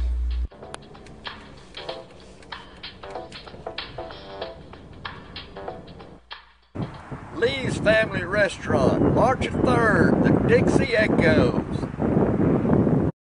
We finally got to our first stop, the Alabama Music Hall of Fame. Now here's Bob Ray Display. Bob Ray. Bob Ray has been a fixture in the Alabama music scene for over 4 decades. Since he came to Muscle Shoals in 1970 to work for Rick Hall at Fame Studios. He had been a member of a rock and roll band, and upon arrival played with R&B greats Clarence Carter, Candy Staton, Wilson Pickett, and Percy Sledge. He recorded 5 albums, all gold, with the Osmonds, and produced 5 gold singles and played on the 2.5 million selling single Baby Don't Get Hooked on Me with Mac Davis. Ray recorded with many artists on albums that went gold or platinum, including Joe Cocker, Steve Forbert, Al Green, George Jones, B.B. King, Reba McEntire, Kenny Rogers, Lee Greenwood, Ronnie Milsap, and Vern Gosdin, among others. He played on at least 40 #1 country songs, including Family Tradition, Right Left Hand, 18 Wheels, and The Factory. Ray's versatility as a session player is evident by his other work, which includes playing on a number of memorable jingles for companies such as Budweiser, Chevy, and Sears. In 1989, the Academy of Country Music named Ray as a finalist in the category of Bass Player of the Year. The Academy honor was a result of his work on albums with the Forrester Sisters, Dobie Gray, Wayne Newton, Tanya Tucker, Ronnie Milsap, Louise Mandrell, and Charlie Pride. Ray has also been awarded the Contemporary Achiever Award for Best Studio Player in 2001 by the Alabama Music Hall of Fame. The amazing veteran has had as many as 10 to 15 singles in the Billboard country charts per week at times. Ray is still an active player in Alabama, playing sessions, live shows, and also teaches bass to others. My name is Dixie Griffin in front of Bob Ray's exhibit at the Alabama Music Hall of Fame, and you're watching Alabama Music Scene. Hey, y'all better not go anywhere. We got a special guest at the end of the show. Plus, we got Roger Clark. He played on a lot of gold and platinum albums, too. Roger Clark, he plays drums, yeah.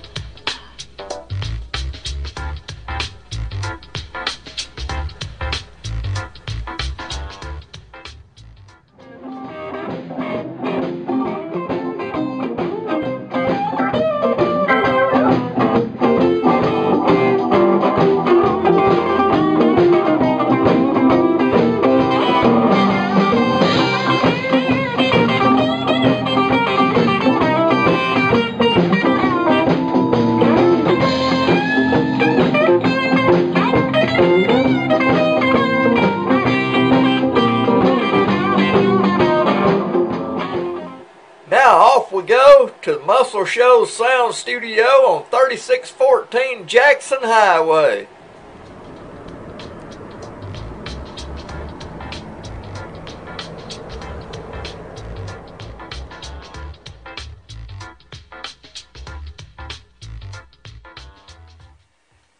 Now when we got there was this Japanese couple that was taking the tour, so they let me and my helper take the tour with them. Didn't cost us nothing, and I appreciate what they done for us.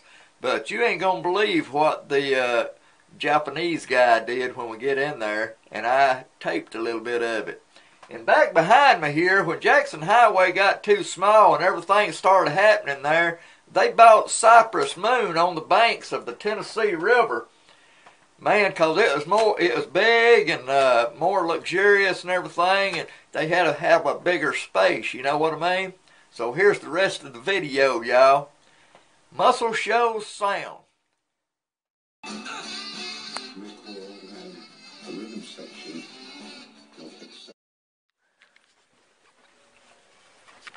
Yeah. So this is where they had a place for their musicians to feel comfortable to, you know, sit and have a good time and not have to worry about the police. Which it turned out later that the police didn't really care anyway because they were drinking too. You know, they just didn't. They just couldn't be selling out of here. So they would have a runner that would take orders and either go to the state line or go to the bootlegger and get their drinks. They got stolen on the only tour that they ever went on with Traffic in 1973. That's also when Steve Winwood had his guitar stolen that Eric Clapton had given to him. So somebody's got it. And then Barry Beckett was on the keys. So, but yeah, so like I said, this is where Mick Jagger and Cher would have sang, and then everybody else used this as the main vocal booth later on. And of course they would just to see us. Or you on a big tour? Or we were what? in Nashville. And, okay. Yeah. You doing the music triangle? Watch this. I play, but not enough for anybody to hear. Wow. Whoa. Wow, the real. Where's this one? Yamaha. Whoa.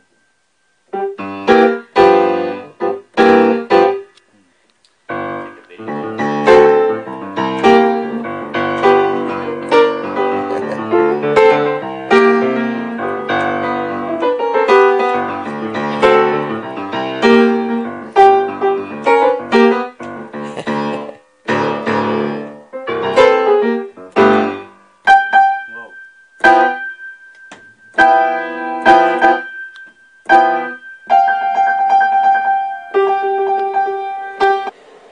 That's the same piano that Bob Seger and Billy Powell played on when they was there.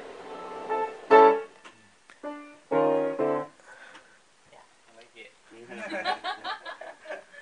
the same one Bob Seger.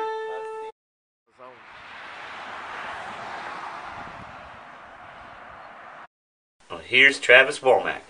I want to tell everybody about the woman I love. She's everything that I got, besides a good Lord above.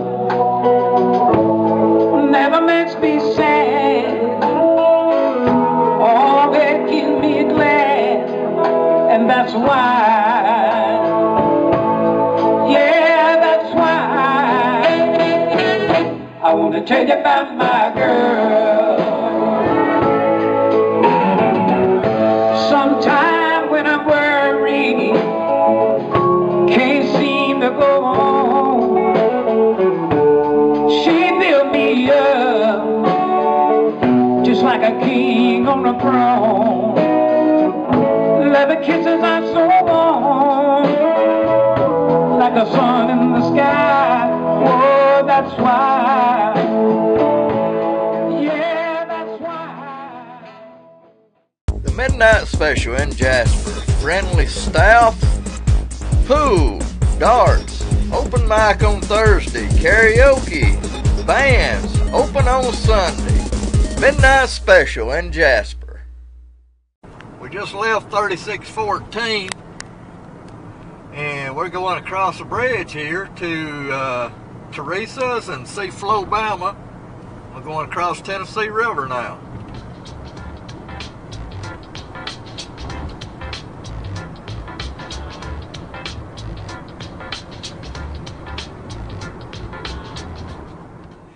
Now when we got over to Florence, Teresa and Associates, Teresa wasn't there. She had a flat or a blowout or something on her Jaguar, and she had to go all the way to Huntsville to get a new tire. So we didn't get to see Teresa. I called her and everything, and she's sorry she didn't make it.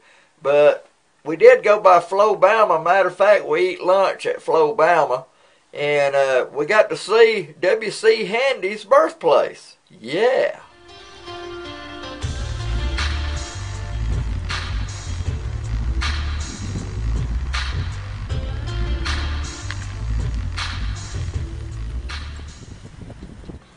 Well, we just got back from Florence and wasn't much going on. Went by Flobama that you just seen just now and eat some dinner, and went by my good friend Teresa's, which she wasn't there. She was in Huntsville getting a tire change. So now we're going back across here to my good friend James Count's music store, and then to Fame Studios.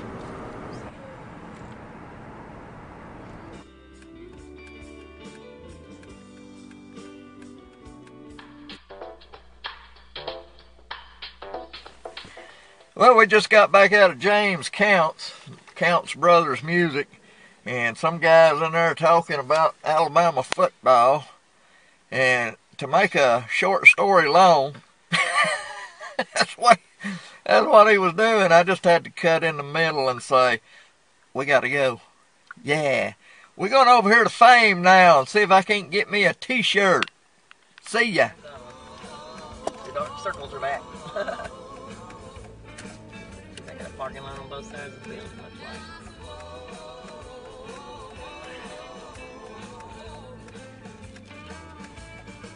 I would think you'd go in the front door, wouldn't you?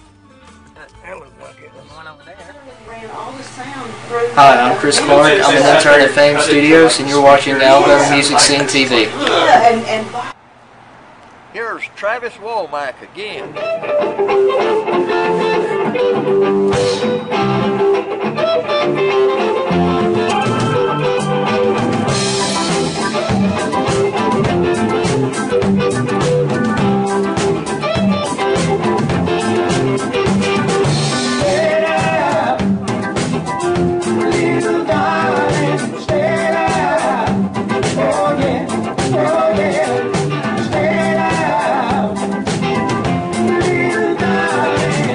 It's been a long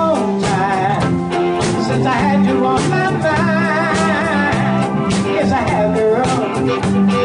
But now that you are here, it's so very clear. There's so much we can do now, just me and you.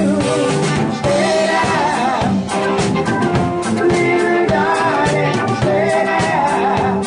Oh yeah, stay out, little darling. Well, I finally got my famed t-shirt. Yeah, I'm ready now.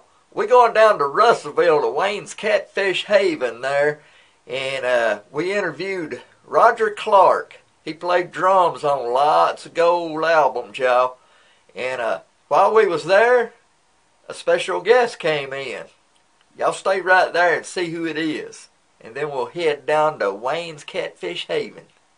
Steve's Pawn in Somerton. He buys and sells gold and silver, has all kind of tools and machines, shotguns and handguns, Blu-rays, DVDs, gaming systems, laptops, flat screen TVs. Steve's Pawn in Somerton.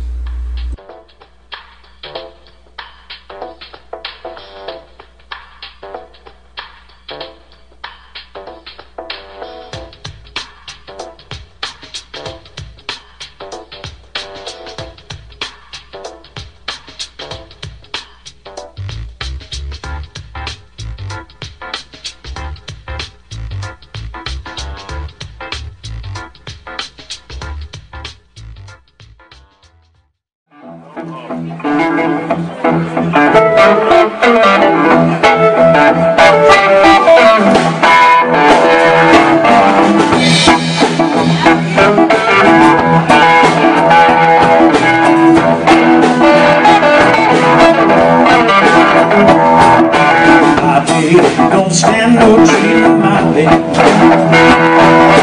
My baby, don't stand no cheating, my baby. My baby, don't stand no cheating. Don't stand none of that midnight creeping, my baby. Sweet little baby, my baby. I know she loves me, my baby. Oh yeah, know she loves me, my baby.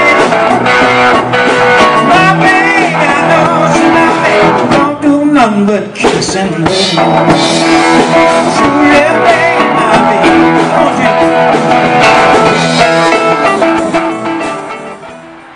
I'm here with Roger Clark at Wayne's Catfish Haven in Russellville, Alabama. Roger, what's some of the songs that you played on? Oh Lord, played on Get It Up, Get It On, the Lonnie Mill Sap. I love to Lay Her Down with Conway Twitty, Big Old Jet Airliner with Steve Miller Band. Let's say, Baby Baby Don't Get Hooked on Me. Oh Lord.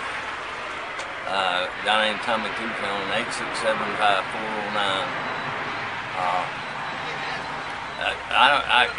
Just a minute, all the TG stuff, early stuff, Family Tradition, and I'm singing on it, I'm singing the background on it.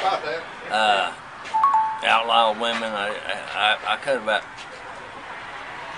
probably 8 or 9 #1 songs on Hank Williams, and Barbara Mandrell, Louise Mandrell, like I said, the Osmonds, Marie Osmond, Donnie Osmond, and Donnie and Marie Osmond.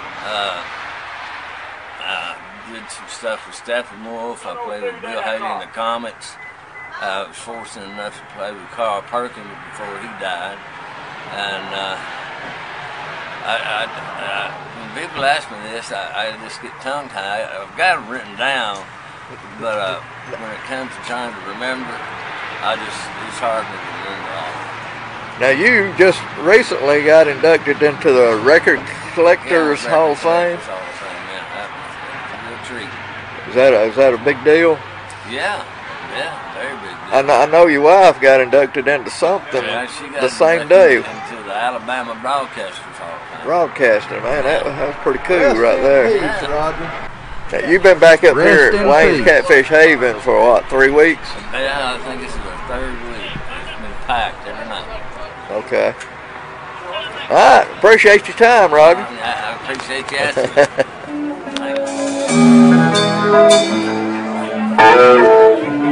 Day after day I'm more confused, and I look for the light through the pouring rain. But though it's a game that I hate to lose, I'm feeling the strain. Ain't it a shame? Oh, killing people to free my soul. Wanna get lost in your rock and roll and drift away. Come on, killing people to free my soul. Wanna get lost in your rock and roll and drift away.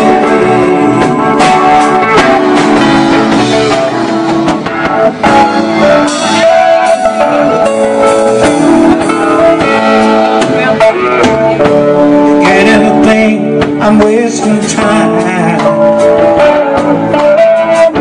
I can't understand a thing I do. The world outside, oh, it seems so unkind. All right. We coming back from Muscle Shoals, Alabama. We went up and taped Travis Womack, and now we headed back to Fultondale, Alabama, and let Miss Patrice out.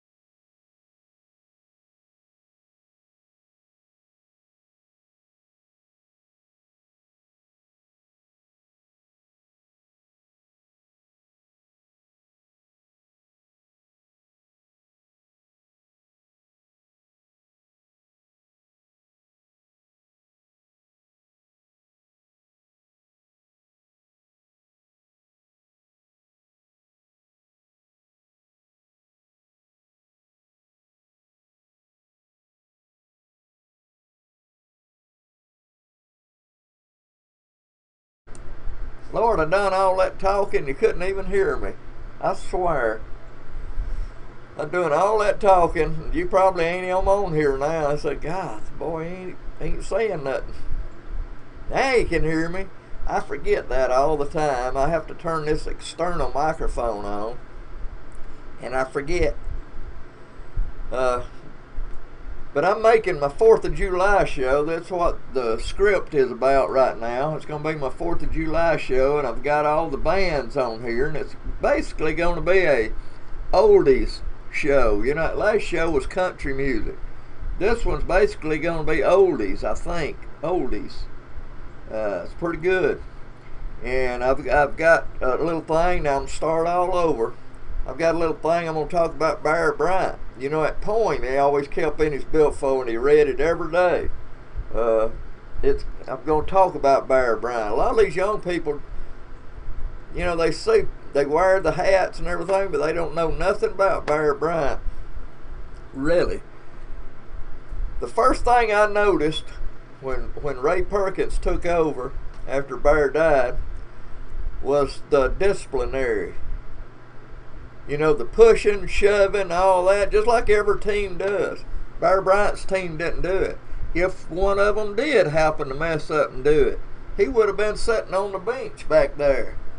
He wouldn't have been playing in the game. God forbid that player that jumped on that coach last year.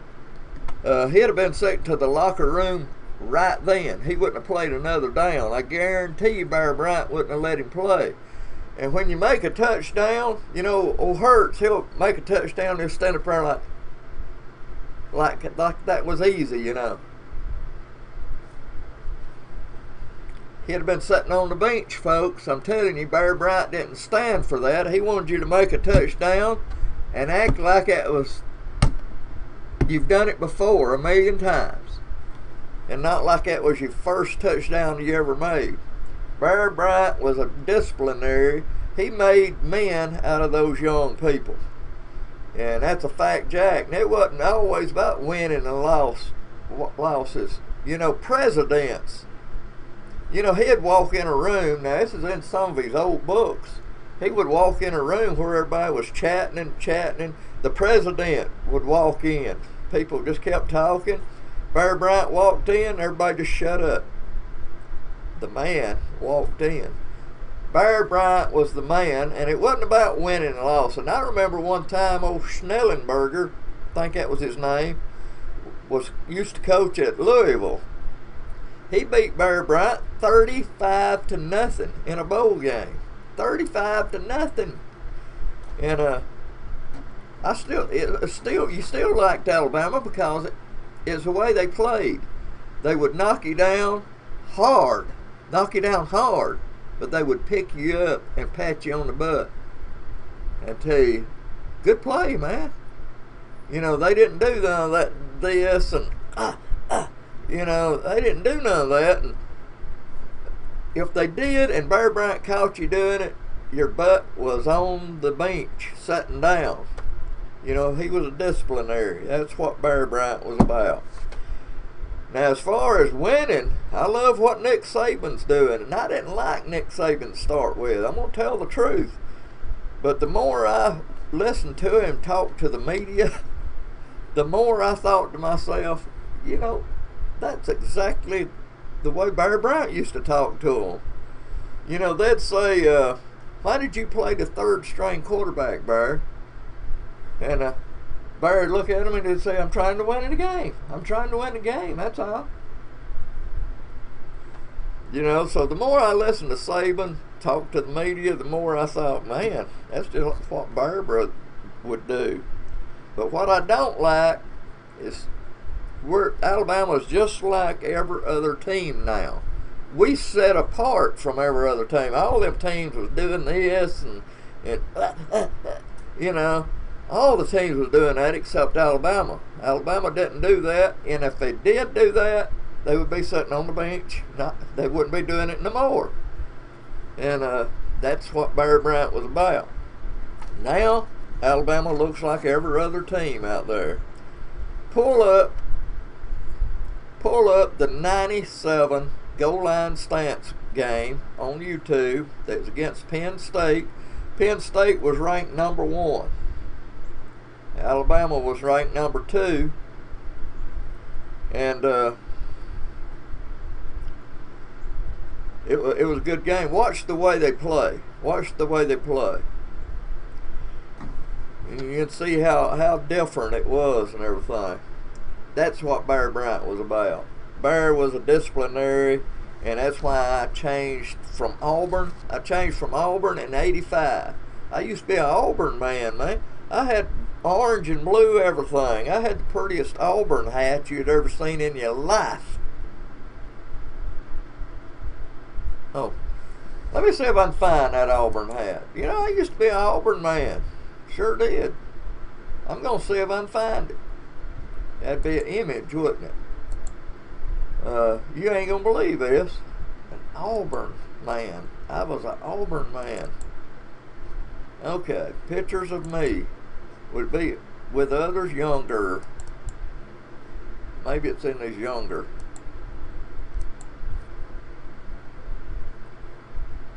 Ooh, heard me as a baby.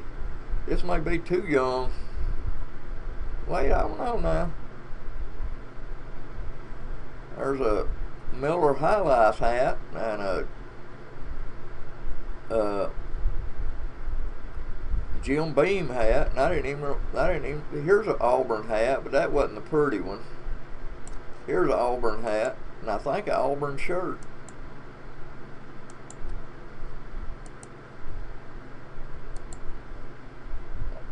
That wasn't. That's got a tiger on it.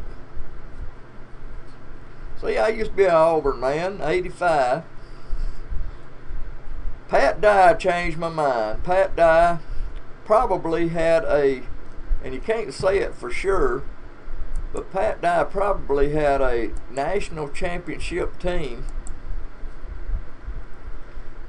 that year Bo Jackson was there, because he had Bo Jackson, Lionel James, Brent Fullwood. I mean, he had a team. There's another Auburn hat. Here it is. Here's my pretty Auburn hat.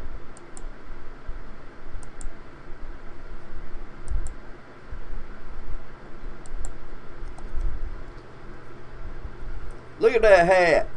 Yep, I was an Auburn fan. I ain't no more though. You know, Pat Dye turned me against Auburn. And I like winners, so I went with Alabama. And I liked Bear Bryant. You know, in '85 Bear was already gone, but I loved Bear Bryant. And I love winning. I'm one of them people that does anything to win. If I can do anything I can to win, I'm going to do it. If it's out of the box, you know what I'm saying? That's a fig, if you're wondering what that is. I used to have a fig bush in my yard.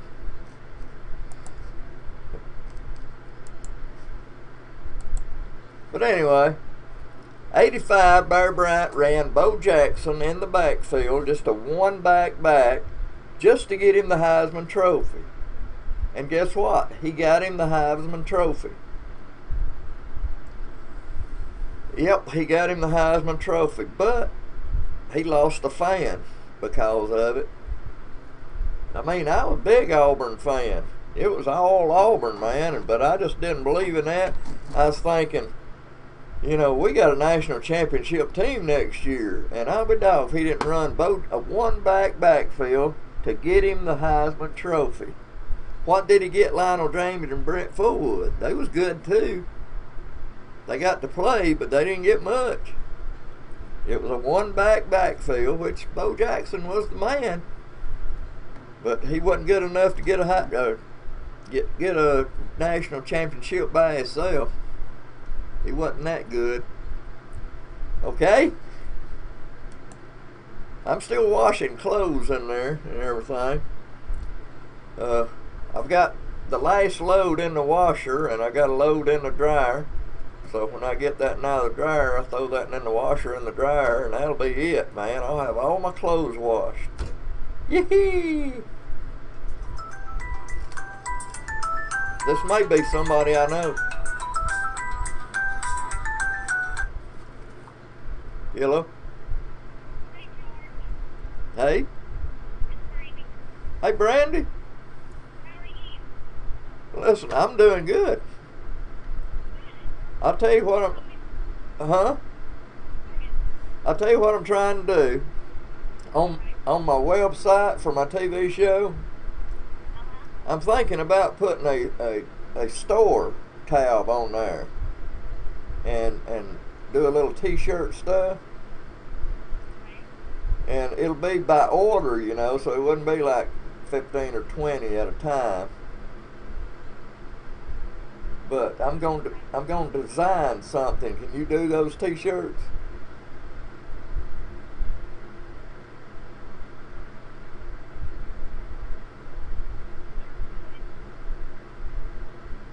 Are you okay?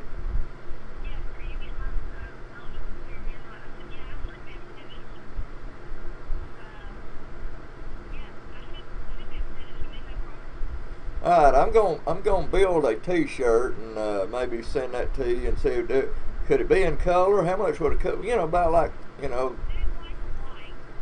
do black and white.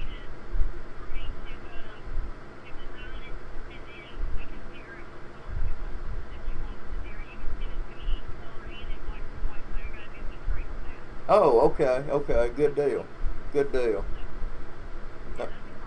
I ain't done that yet. I'm just gonna, you know, that's my, you know, I'm wanting people to have. I used to sell T-shirts, but I don't want to get them all at once. I want to put it on my website. I want people to go to my website. So I'm gonna put a store on there, and it'll be, you know, by, you know, it would help me out just sell them at your price, and just because it's gonna have my logo on it. So it would be helping me out them wearing my logo around, you know. So we can sell them just at your price. Okay. All right, I'll start working on that. All right, thank you, Brandy. Bye.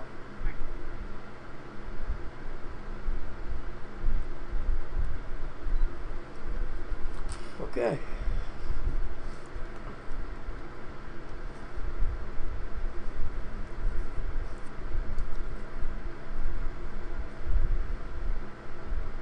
Oh, I'm still on there, ain't I? Well, y'all heard all that, didn't you? Okay. Well, I got to design a T-shirt. She said black and white and in color because she had to trace it out. So that'll be cool. And I'm going to, you know, it would help me out. Wouldn't do it at her price. I'm not wanting to make no money off of it. But it's going to help me out because they're going to be walking around with my design and my logo on it and my web address. It's going to have this web address on it. I just got to figure out what people would buy. I can do about 3, 4, 5 designs, and they can pick out what they want. You know what I'm saying?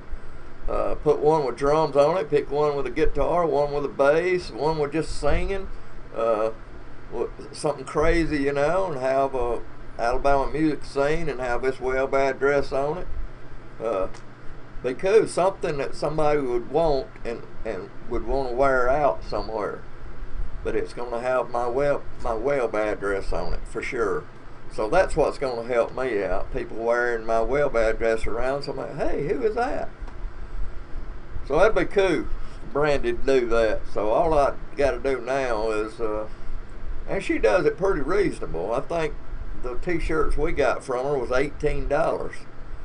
$18, so that ain't much. Okay? So that's what we're doing. I'd rather do it in color. She said do one in black and white and one in color. So that's what we're gonna do. I reckon. You know, I could get them iron-ons and do them myself probably, but they wouldn't be as good as what Brandy does. Brandy does them good. And I'll fix that store on this website. I don't know why I'm pointing over there. It's on this website right here. And build me a store on there and sell different things. I I don't know if I could build anything or not. Put a card in there with it. You know, if I sell a t-shirt, put that card in there. Hey, doorbell. Ashley Prescott shared your post. Well, thank you, Ashley.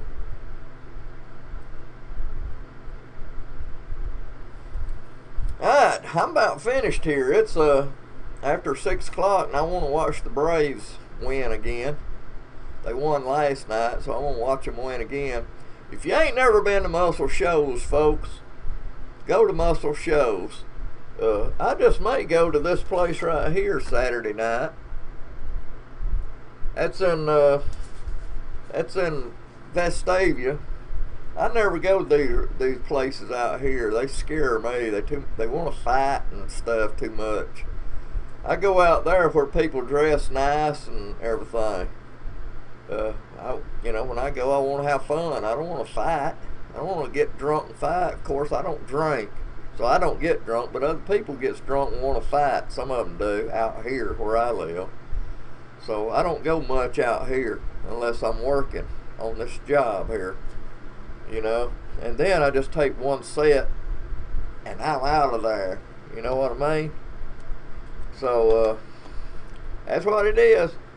And Brandy's gonna make my t-shirts for me as ordered. Now all I gotta do is build them.